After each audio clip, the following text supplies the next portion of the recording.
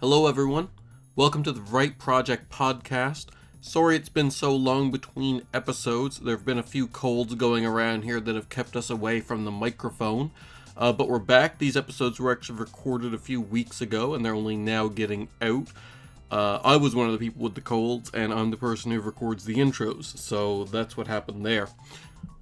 This episode, like all our episodes, is sponsored by Fiction First Bookstore. This week we're promoting a book called Batman R.I.P. by Grant Morrison. It's a trade that's available on their website right now. You can order it and they ship free anywhere in the world. So that's a great spot to go to get that if you're looking to add that to your collection. Grant Morrison's an awesome writer, so there's no reason not to add that. His mark on the title was great. Anyway, I'm going to leave that up there for the whole episode and just let us talk over it. So thanks everyone for tuning into the Right Project podcast, and let's hand it over to Ellen. All right, so I want to know what you guys got for Christmas in terms of books or writing things in general. I got two presents that I bought for myself that are kind of writing related. Okay. Just before Christmas, I bought it to read over Christmas. I bought London Calling by Chelsea B, but I haven't gotten to read it yet, but I'm really excited to read it.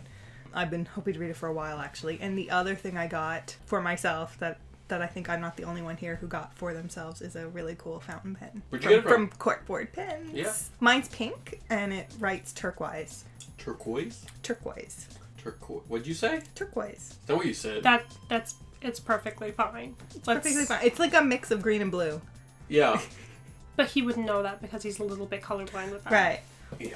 Yeah. And I love it. I also, because I was buying it anyway, I bought pens for my husband and my sister-in-law, my stepmom and my stepdad, because why not? Yeah. And what about you, Matt? I also got a fountain pen from Corkboard Pens. It's this cool dragon one that is super fancy and makes me feel like some kind of like all-powerful like kingpin type character when I'm signing decrees. Also, the ink in it is blood color. Wait, back up. Signing decrees? Yeah, like I'm just like... No, you might sign a document. I don't think you're signing decrees. I don't think it's the blood of your enemy. Yeah. You know what? It could be. It just... So really what Matt bought was a fantasy, not a pen. Yeah. Yeah.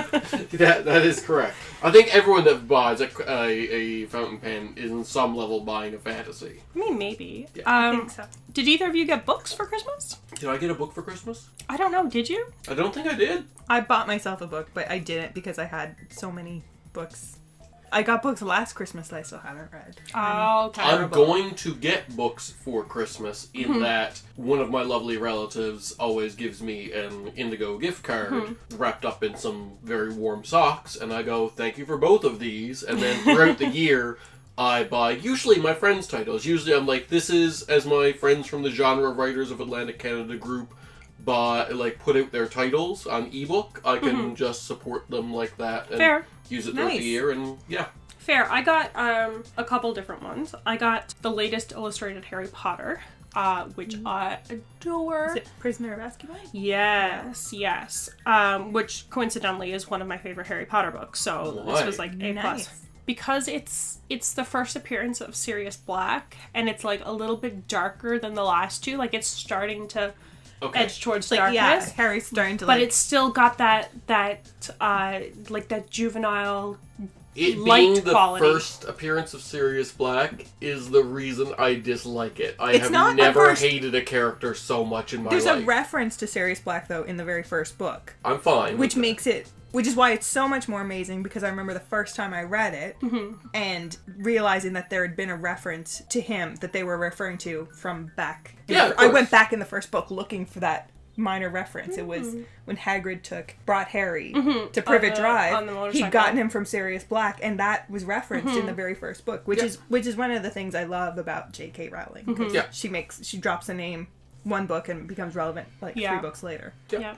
The other two books that I got were One Day We'll All Be Dead and None of This Will Matter, which sounds really depressing, but on the cover it's actually got We'll All Be Dead and None of This Will All Be Dead and None is crossed out, so it's One Day This Will Matter. Oh. But it's a collection of different essays by I'm gonna butcher this name, but Skashi Cool, who is a Canadian-born woman of Indian heritage. And it deals with different topics of racism and growing up in Canada. So I've been really looking forward to that. Cool. And the other book I got was The Absolutely True Diary of a Part-Time Indian by Sherman Alexie, which also deals with different race relations as someone who grew up on a reserve but starts attending school in a white community. Okay, so I have a question. Yeah. I have a question. Yeah. So both those books were bought, like the Part-Time Indian one and the other one. In my head, and I don't know if I'm wrong with this, but in my head, the first one is someone who is from the country India, and the second one is an original person of Canada. No, of the United States. Yeah, okay, fair enough. I wanted to make, and the second person is using the term Indian the way it would be used against them. Yeah. Okay, I understand. Yeah. So basically, my reading list was dealing with those sorts of issues that I've been thinking a lot about lately in terms of my writing too. I feel like every year you have a different, like, social issue that you get a bunch of books about, and it's always, like, last year it was, like, 3 Little Words or something like that? Was that? Yeah, last year I was really focusing on, like, the foster system and accounts by people who grew up in foster care. And that's something that I'm really passionate about and am hoping to get into myself. So I wanted to read up on that. And in terms of my heritage and some of the things that I've been thinking about in my own life, I kind of wanted to look into different people who were discussing race relations in our current climate and in the climate over the past few years. Cool. That's really cool. Yeah. For Christmas, I also got, not book-related, but book industry-related. I got a bunch of cool tech toys that are going to help Engine make some merch that you'll see at the next convention or the next show we go to. So that'll be tons of fun. Yeah, I like it when people get me stuff that's helps the business in general. Like, people tend to get me stuff that helps out, especially my parents. Yeah, I heard some of the things you got, and I guess you want to keep those kind of under wraps until you start rolling out the merch. Meh. But, yeah, I was kind of impressed with them, and especially impressed with the kind of prototype you're spinning out right now. Yeah. It's kind of cool. Yeah, it's cool. It's going to be fun.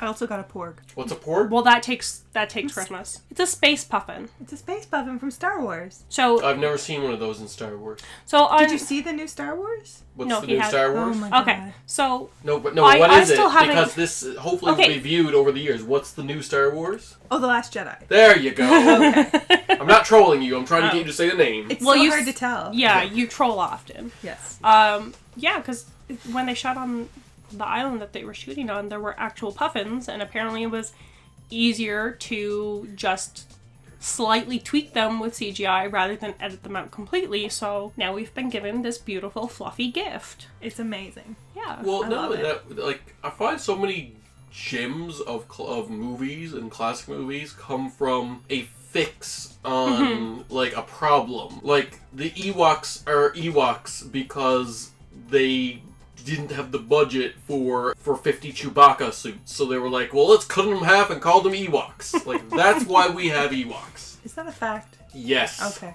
All right. Okay, I had a question for you guys. Do you make writing-related New Year's resolutions? I have in the past. I've just kind of stopped making New Year's resolutions in general, though, because I never stick to them. So, I did get a gift, though, for Christmas that was 365 writing prompts, and it's, a week into January now, and I haven't done them, so I feel like... That was hopefully, Heather Riley, right? Yeah, Heather Riley gave me a little pouch that had 365 writing prompts. I know why you haven't done them. Why is that? Because the pouch is at my house. That's fair. I meant to bring it today so that you could do them. That's okay. Is it okay? I've been really busy. Have you? I have been. How about you, Matt? Do you make New Year's writing resolutions? I do not. I am actually, some would call me a curmudgeon. I call it pragmatic. But I don't like writing. Okay, as if you're getting started, great. If it's your first year as trying to be okay, I'm going to be serious as a writer, great. But after a certain point, it's well, I shouldn't need writing prompts. I shouldn't need to make a resolution to write a novel because I'm supposed to be doing that anyway. But for how well you enjoyed NaNoWriMo, yeah, maybe that would be something that would be really good for you. Like, if you found those small goals really motivating, maybe you should be practicing with writing prompts. Maybe you That's should true. be I did making really it your enjoy goal. NaNoWriMo. Maybe you should write, like, a short story a week kind of thing. I guess I will make I actually put up on my Patreon, the Engine Books Patreon, I put up to have them decide what my next project would be, because I'm going to finish up Infinity Book 4, and then I let them vote, because I have 5 different projects that I'm thinking about working on next, and I let them decide. And they so far have unanimously decided that I should work on As Loved Our Fathers. They think that's a cool idea. So I'm that maybe that will be my New Year's resolution, to make sure I write and complete As Loved Our Fathers at some point in 2018. Okay. I feel like you would do that anyway. Let's hope, but you know. Okay. I can set that on the record as my New Year's resolution. Yeah. Because, like, coming from the short story world, I was really excited to hear that you had turned out a short story a couple of mornings ago. Yeah. Like, impromptu, because that's something that you've said you've always struggled with, is short stories. So for you to be making it a goal to practice that, I thought was really, really cool. I did. Now that I am, this is my first podcast since I have become a full-time author, I did something that I can never usually do, is I had an idea for a short story, briefly discussed it with my friend who I was with while I had the short story, immediately went to my room, wrote the short story, and it was done. It's short, it's only 1,500 words, but it was done. Like, beginning, middle, and end, all, like, from idea to the story is done, was less than 4 hours. And that's because usually, I'm working a day job, so I'll get an idea while I'm at the day job, jot it down, but by the time I get home, I've lost the energy for it. But I'll still put the idea in, like, a jar, say, or in the back of my notebook, and it'll be written sometime later when I find the creative energy for that. But if you do it while the iron's hot, it just felt really good. Yeah, like the spark is there. Yeah. Cool. So I talked to a couple of other writers and asked them if they had any goals. Mostly writers in the beginning stages of their writing career. Yep. And the sort of feedback I got from them was, when you set a big goal like, I'm going to write a book this year, you're less likely to follow through on it than if you set, like, daily goals, or yep. like if you break it down. So if someone set, as you do, a goal to write a book this year, yep. but they haven't written a book before, what do you think would help them break down that goal so that it's actually an achievable goal throughout the year, instead of like there's a difference between, I want to lose like 100 pounds this year, to I want to walk like 30 minutes a day. I want to change make small changes. Yep. Well, and this is again why the New Year's resolution thing tends not to work on me, because I'm already have the things in play that you would do. So a good New Year's resolution, if you want to write a novel but you're scared of that big goal, is to say, I will write 500 words a day. Now, when I say I want to write 500 words a day, I get the glare.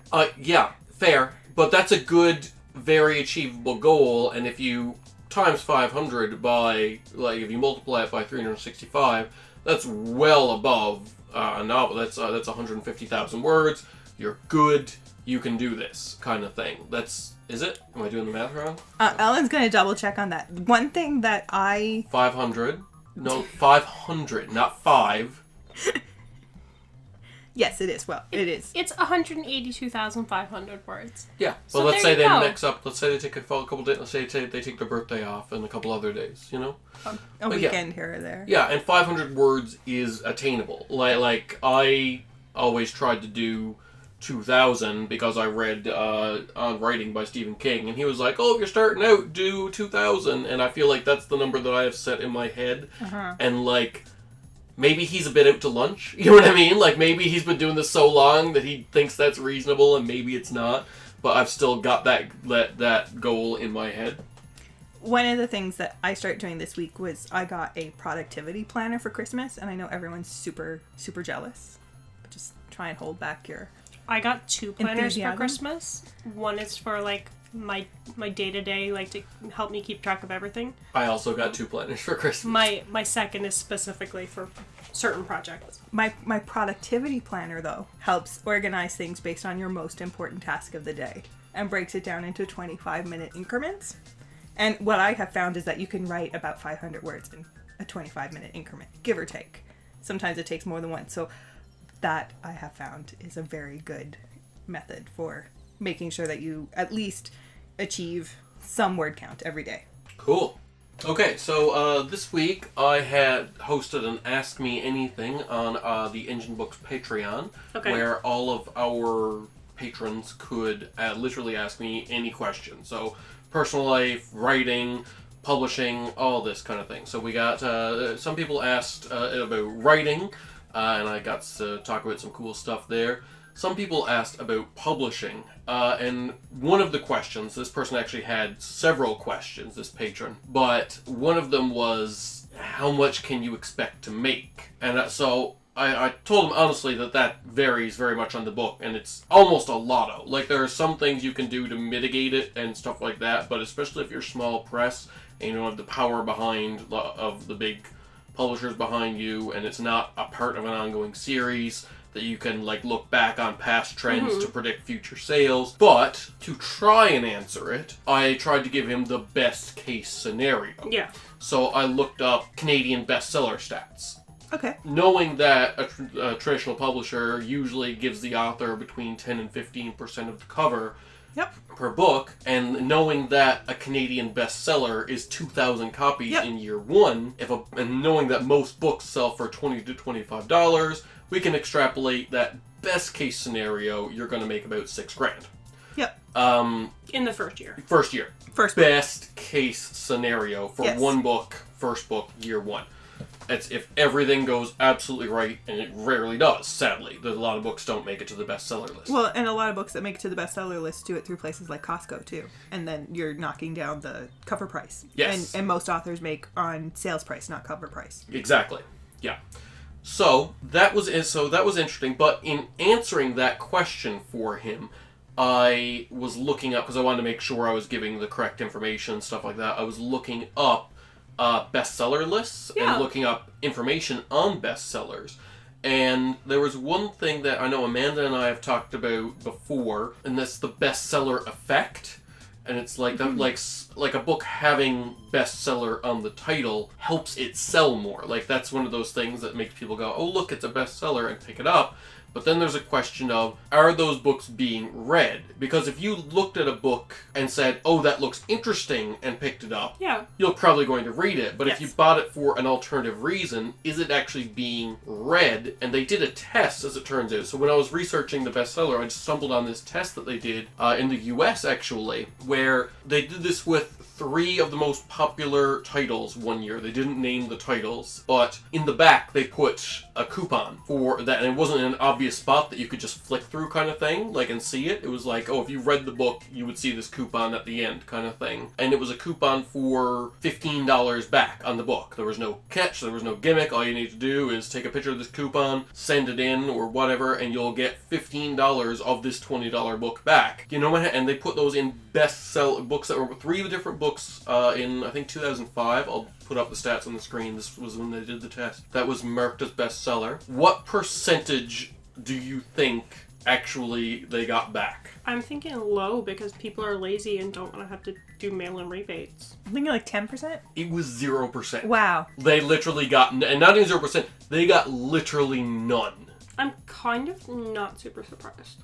But like that, but they were doing it not to test if people will do the mail-in rebate. They were doing it to see if people were actually reading the books. But that's not a great measure of if people read the books. I mean, if you were tracking, say, pages read on an ebook file, that would be much more accurate than saying, oh, do people do this mail-in rebate when they've reached the end of the book? Because that relies on a lot of different criteria. Yeah. I have heard statistics, though, about books that are very popular not being well read. It's like The English Patient is a book that almost everyone has heard of. I bought it because I did a Canadian Lit course, and I struggled through it. I don't know if this statistic is still out there. I once read it in like a Reader's Digest in a doctor's office, but it said that essentially more people put down The English Patient without finishing it than put down Stephen Hawking's Brief History of Time, which is one of the most challenging books to read for pleasure. So sometimes just having a book out there that you're supposed to read, people will buy and kind of have, and it has this like whole aura about it that you're supposed to be into it. And you're supposed to read this, and it just sits there and doesn't get read. Yeah, so sometimes I think a bestseller can have that effect where you're supposed to read it. And I know this is a contentious thing to say, and I'm not trying to say that this book isn't worthwhile reading, but for a long time for me, that was Lord of the Rings. Like, I had a very hard time reading. And eventually I took a university course that studied just the works of J.R.R. Tolkien just to force myself to finally finish the books. That's not a knock against the books. It's just, that's a me thing. Like, right. I had a hard time getting through that. But I felt like you were saying, that I'm supposed to read these books. And sometimes those experiences are worth going through. Yeah. Like making yourself read something because it's out there. I did that when I was in high school a lot. I read a lot of classics one summer just to have read them and have that in my head. But I went through the BBC Top 100 book list of like the all-time. Like, right. And I slowly went through just reading them one after another for that. And some of them I didn't like, but for the most part, it was a very rewarding experience. I do find though sometimes like the not necessarily best-selling lists, but like trending lists on Goodreads are actually a good place to find books to read. Yes, but the trending list on Goodreads is fan created. That's fair. That's not what's fair. Selling. That's what fans are rating it highly after they've read it. So that's different. It's not like it's not building up steam because of critics and like or professional reviewers. It's people who've actually legitimately like finished the book and loved it. Yeah. Which I think is almost better. Yeah. Oh yeah, absolutely. Yeah. That was actually I think it was through Bestselling List though last year I discovered When Breath Becomes Air, which was a memoir that I absolutely adored, and I don't think I would have picked it up otherwise. Do you think that that's a thing that happens? That was a national study kind of thing. Do you think that's something that happens here in with the Newfoundland literature scene and stuff like that? Because I wonder sometimes if the books are being read. I know that that my own sometimes, like, because we produce series, sometimes, not often, but we'll get people who buy the first one, then they come back the next year and they say, oh, I picked up the first one last year. It's like, did you like it? Because if they liked it, I'm going to see if they want to buy the rest. And if they didn't, I'll ask for feedback. About 20% of the time, the answer is, I still haven't read it. And I'm like, that's a small book. Like, I do not write, like, long books. I think part of that, though, is, like, the change in reading culture over the last few years with, like, people getting absorbed in their electronics, and I'm guilty of it, too. Oh, yeah. But, like... I'm more likely to read an ebook than a physical book. But I'm more likely to buy a physical book from an indie author, because I'm like, oh, I like having my indie author shelf. Yeah. So it creates this paradigm where I have books that I want to read, but I've bought them in the format I don't want to read them in. Because I also want to put them on the shelf. Back to the question, though, that you had at the start of all this, just to bring it back full circle. One of the interesting things that I picked up when I was listening to podcasts from other indie authors is this idea of hitting, like, the 5-book mark. If you want to make your living off of writing, you can't do it on 1 book. And you can't even do it on 2 books. It's when you start hitting 5 books. Because basically you work out, well, what's the minimum you're going to make a month on 1 book? And multiply that by 5. Then you're starting to look at potential income. Yeah. And that... So 5 books a year? Once you hit your 5-book mark, you can start looking at how to make writing more a part of your income life. Sure. And then, you don't have to do 5 books a year, but once... We could do that. Once you hit... personally 5 books, and this works for this was from the perspective of like an indie author, so not somebody going through like the traditional publisher and getting 10% off a book sold at Kohl's. You can kind of thing. Tell though that he's like really at the birth stage of being a full-time author, because he's like 5 books a year, I'll totally do that. Not knowing, no, Call the Sea is now an anthology series, and I'm going to need 5 a year forever. But the idea is that Why are you changing the topic? You can make a living off of writing, but you can't make a living off of writing in the way that people made a living off of writing in the past. Yeah. Like it's changed, and it's definitely transitioning. And one of the reasons so many people are turning to indie authors and small presses and self-publishing is because getting 5 books out through a traditional press could take you 15 years. Yeah. And if could you there ever want be a to Harper make Lee it- again? Could there ever be could there be someone Or like a J.K. Rowling, or No, I mean, no, she no, did no. 7, I guess. So No, I mean Like a a one one book? book person. And I'm not counting the sequel that came out just before she died. absolutely, I think it's To Kill a Mockingbird became. It's my favorite novel. Yeah. It's one of them. But it's everybody's top three. Yeah, it's one of those books that just like immediately resonated with so many people, and I think in the age of social media, that could definitely happen again. Yeah. But I don't think you can engineer it. No. Like, I mean, not think that we would try. I think like that could happen again, but like because I don't think anyone realized that To Kill a Mockingbird was going to become To Kill a Mockingbird, no one could do it again. That's It just would happen. Lightning in a bottle. Like I think definitely we're in an environment where that could happen because everything gets shared. Yeah. So it's even easier in some ways. Yeah, it's fair.